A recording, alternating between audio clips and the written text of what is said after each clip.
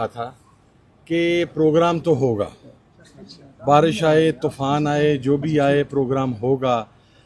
बदतरीन फस्तायत की इससे बड़ी मिसाल नहीं हो सकती कि आज के प्रोग्राम में आप तमाम लोग मौजूद थे और आपने देखा कि कोई ऐसी बात जो स्टेट के खिलाफ हो, पाकिस्तान के खिलाफ हो। तमाम इंटेलेक्चुअल्स ने, तमाम लॉयर्स ने, तमाम सहाफ़ियों ने आइन की सुप्रीमेसी की बात करते हुए आगे चलने की बात की। ये जो खौफ है ये अपने दिल से निकाल दें। आपको एक चीज़ अंडरस्टैंड करनी पड़ेगी कि हम जिस चीज़ का फैसला कर चुके हैं हम उस बात के ऊपर कायम रहेंगे।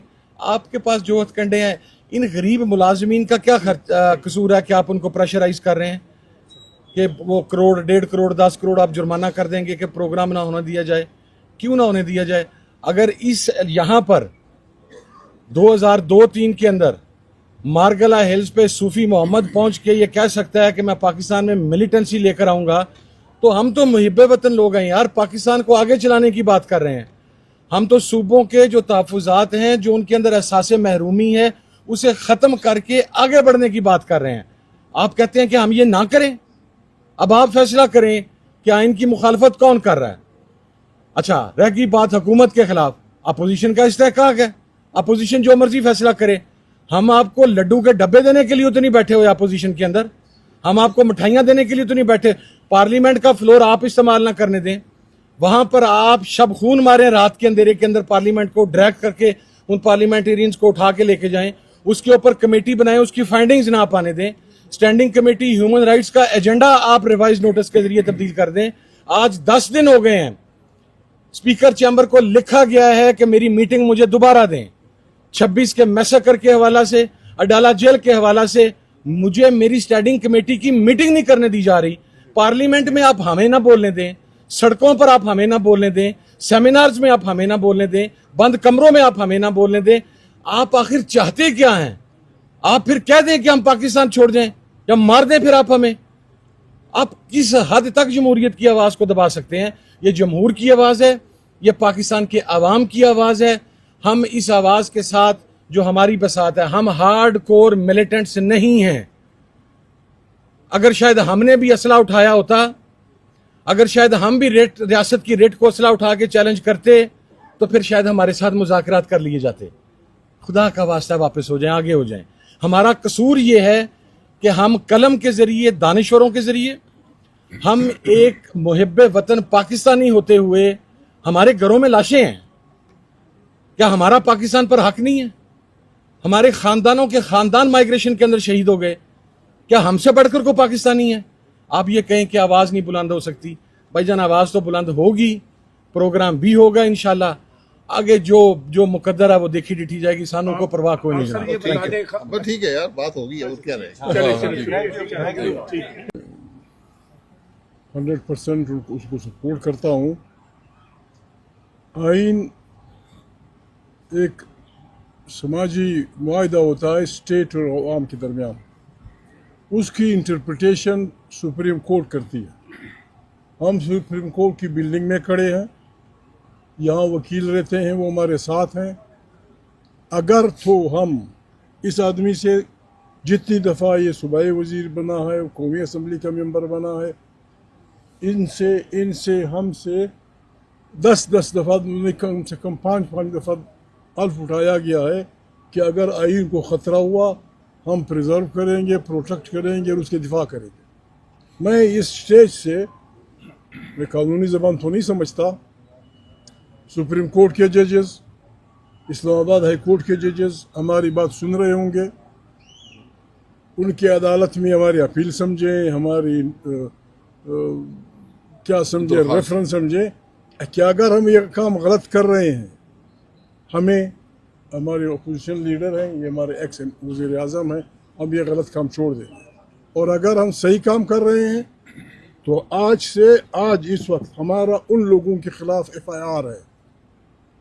वो मजिस्ट्रेट जो यहाँ बैठा है, वो पुलिस का बड़ा अफसर जो यहाँ बैठा है, या जो ISI MI के बहादुर मेजर यहाँ फिर रहे हैं, ये हमारा उनके खिलाफ FIR है कि वो हमें आइन के दिफा से रोक रहे हैं। हम ये मुकद्दस जंग लड़ेंगे, डंके की चोट पे लड़ेंगे। कल हम यहाँ आएंगे, किसी ने होटल गिराना है, किसी को पकड़ना है, हमें भगाना है। हमारी गैर आइनी गैर जमहूरी क़ुव्वतों के ख़िलाफ़ इस अलायंस ने लड़ने का ऐलान किया है। हम ये लड़ाई जमहूरी अंदाज में लड़ेंगे। वो क्यों खफा है इससे, मैं माफ़ी चाहता हूँ कि ये अलायंस वो अलायंस है जो खुद बना है। मैं किसी पे इल्ज़ाम नहीं लगाता। पाकिस्तान में जितने अलायंसेस बने हैं वो यार लोगों के बनाए हुए होते थे। IJI पता नहीं क्या बोला, बहुत सारे नाम थे। एक जेन्युइन अलायंस बन रहा था 2006 में लंदन में। उसको सबोटाज, ये इतने बड़े ख़तरनाक लोग हैं, इतनी ख़तरनाक है अपने इरादे में, उसको ख़राब करने के लिए उन्होंने हमारी एक मुत्तहिदा पार्टी को NRO दे के 9,000 क्रिमिनल केसेस जुड़ा किए थे।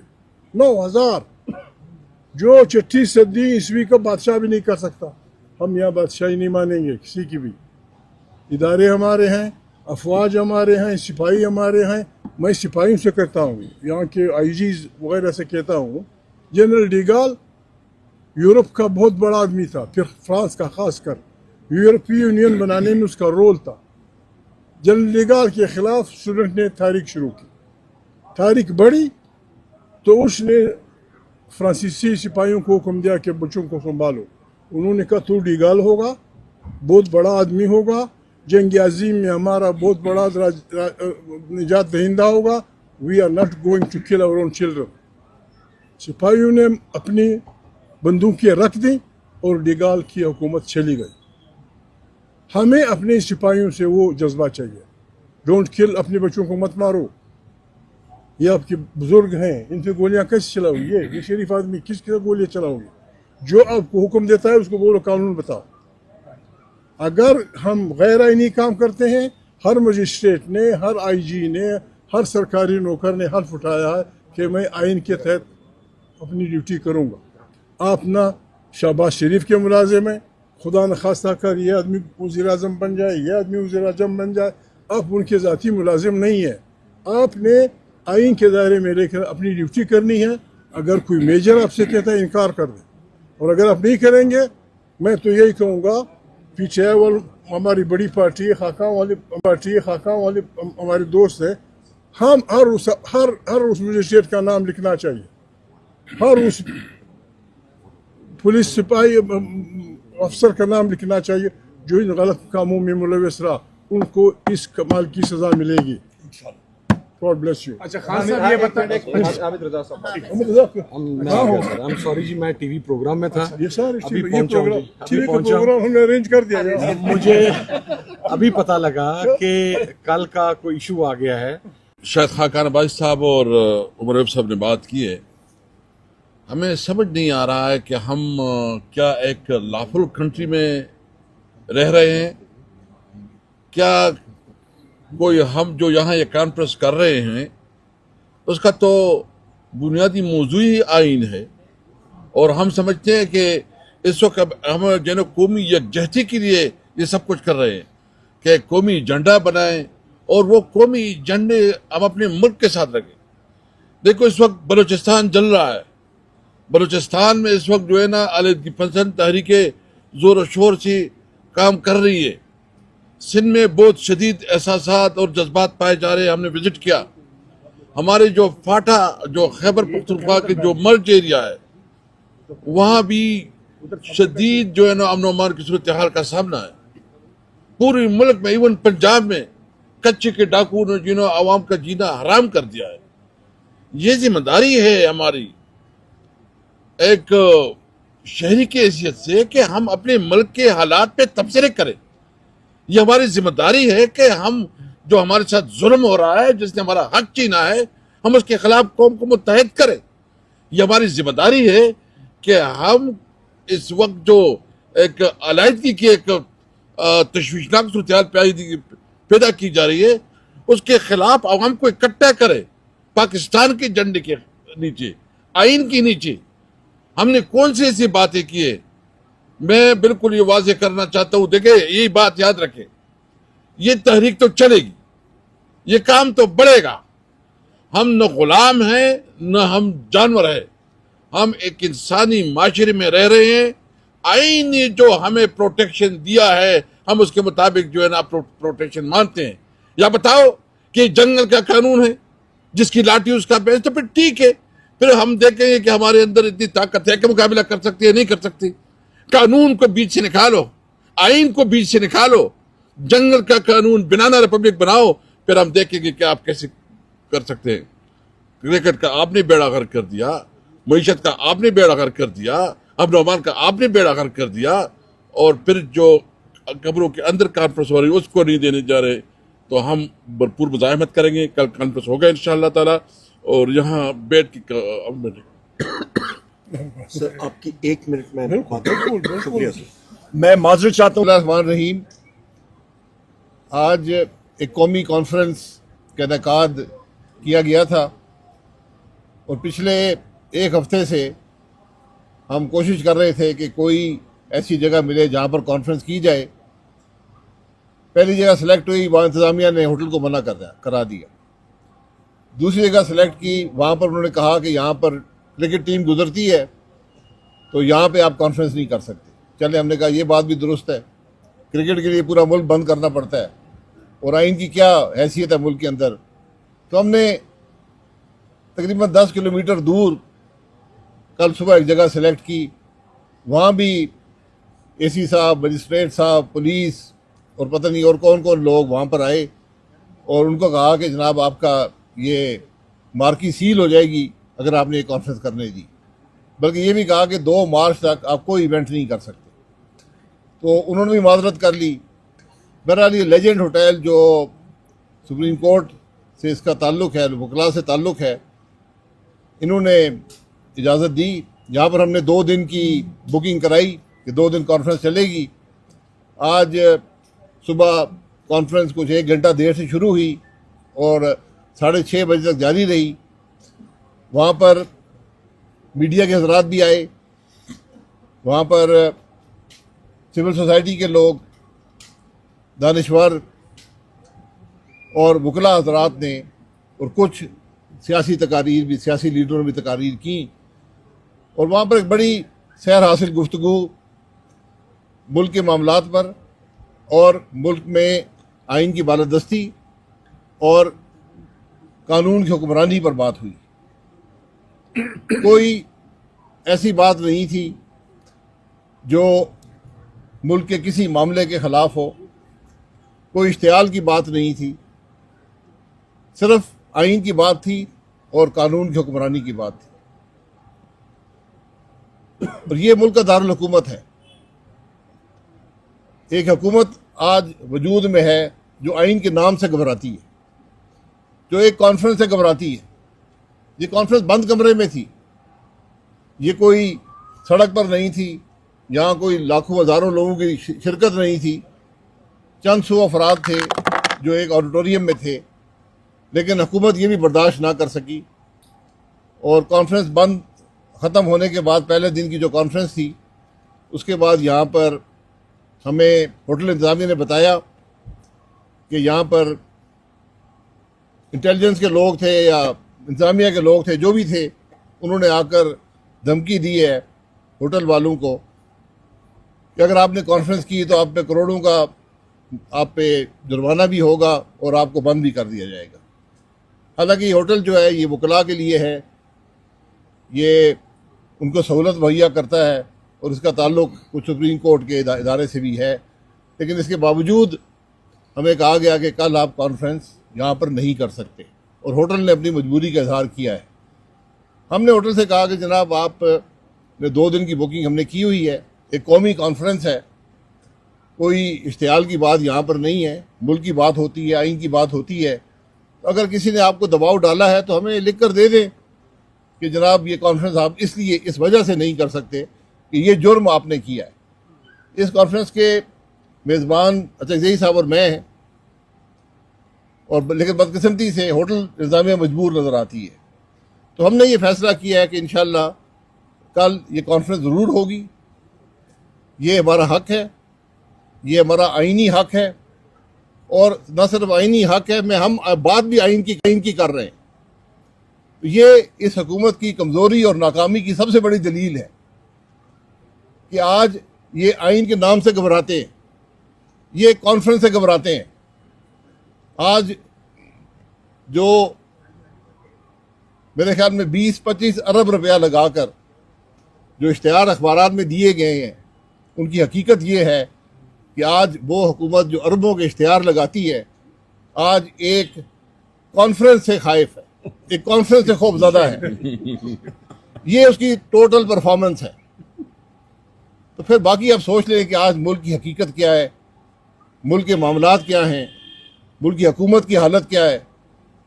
ये बदनसीबी है और ये हुकूमत दो बड़ी जमातों पर मुश्तमिल है जो पिछले 50 साल से पाकिस्तान में हुक्मरानी करते हैं। हम भी इन जमातों में शामिल रहे हैं, लेकिन आज बदनसीबी है कि जमहूरियत की बात करने वाले, आइन की बात करने वाले आज जमहूरियत और आइन के नाम से खाइश है, डरे हुए हैं।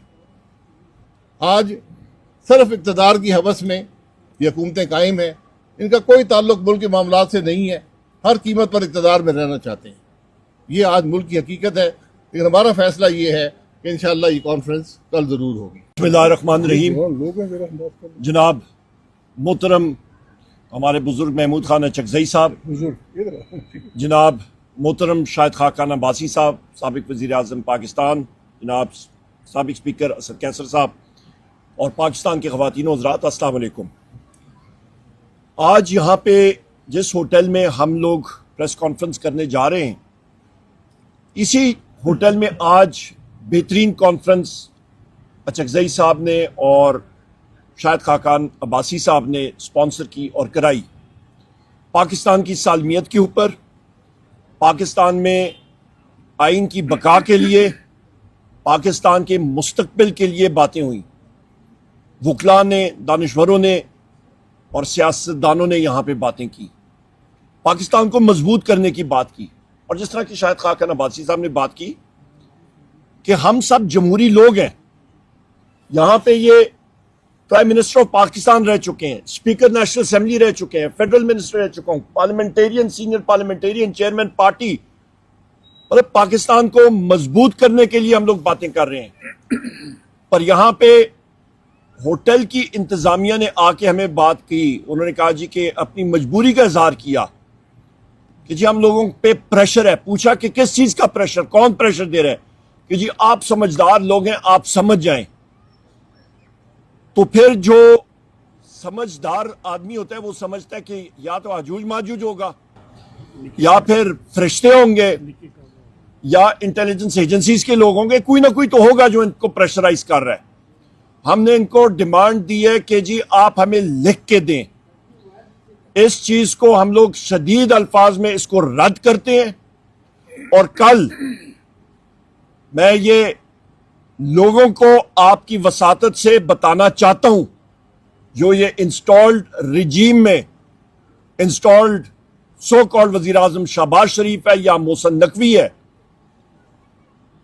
तो उनको हम लोग बताना चाहते हैं, या इंटेलिजेंस के लोग हैं, कि कल इन्होंने ये हरकत की, आएंगे तो हम लोग जरूर और बराह रास्त चीफ जस्टिस ऑफ पाकिस्तान का मैं हैसियत ऑपोजिशन लीडर दरवाजा खटखटाऊंगा, क्योंकि पिछले दिनों ही चीफ जस्टिस ऑफ पाकिस्तान की इनविटेशन पे हम लोग गए। वहां पे हमने उनको इसी चीज से बावर कराया कि पाकिस्तान में इस वक्त ना आईन है, ना कानून है, और अदलिया को बिल्कुल दीवार के साथ लगाया हुआ है। और उसकी जिंदा मिसाल ये हरकतें हैं इस इंस्टॉल्ड रिजीम की। बहुत शुक्रिया। दखल हो रहा हूं महमूद खान चकजई साहब की बात में। मैंने सिर्फ एक बात करनी थी कि मुझे अभी बैठे हुए साथियों ने, बलूचिस्तान के साथियों ने बताया कि बलूचिस्तान हुकूमत के स्पोक्समैन ने मुझ पे बड़ी कड़ी तनकीद की है, और उन्होंने कहा है जी कि उमर अयूब जो बलूचिस्तान के बारे में बात कर रहा है उसको नहीं करनी चाहिए, वो गलत बयानी कर रहा है। मेरा सिर्फ बलूचिस्तान हुकूमत के लोगों से, उन साथियों से एक मैं बात करना चाहता हूं कि पिछले दिनों जो बलूचिस्तान हुकूमत का या वजीर साहब थे या पार्लियामेंट्री सेक्रेटरी साहब थे, उनको रोड पे रोका गया 3 घंटों के लिए और उनके मुसल्ला गार्ड से उनका असला छीना गया। असले को छोड़ें, सबको छोड़ दें, उस असले की मैगजीन से एक गोली उनको वापस दिलवा दें, एक गोली सिर्फ वापस करके दिखा दें। एक पॉइंट। दूसरा पॉइंट, वहां पे बलूचिस्तान हुकूमत एड़ी चोटी का जोर लगाए। रोड का एक तरफ किसी भी जिले में एक तरफ बलूचिस्तान हुकूमत का जलसा होना चाहिए, रोड के दूसरी तरफ आजादाना माहौल में फ्री हैंड दें, मारंग बलोच साहिबा को जलसा करने दें। दूध का दूध, पानी का पानी हो जाएगा। बहुत शुक्रिया। चकजई साहब, बिस्मिल्लाहिर्रहमानिर्रहीम।